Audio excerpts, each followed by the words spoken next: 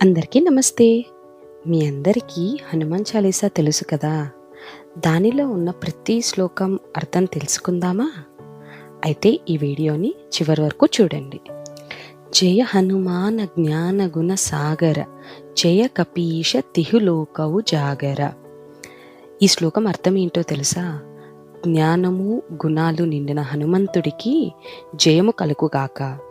3 లోకాలకు వెలుగునిచ్చే వానరుల రాజుకు జయము కలుగుగాక. రామదూత అతులిత బలధామ, అంజని పుత్ర పవనసుత నామ. దీని అర్థం ఏమిటంటే, నీవు సీతకు రాముని సందేశం తీసుకెళ్లిన వాడివి. నీవు చాలా శక్తివంతుడివి. నిన్ను అంజన కుమారుడు, పవన కుమారుడు అని కూడా పిలుస్తారు. ఈ వీడియో కనుక మీకు నచ్చినట్టయితే లైక్ చేయండి, షేర్ చేయండి. ఇలాగే హనుమాన్ చాలీసా గురించి మొత్తం తెలుసుకోవాలి అంటే మా ఛానల్ని సబ్స్క్రైబ్ చేసి మా టీంని సపోర్ట్ చేయండి.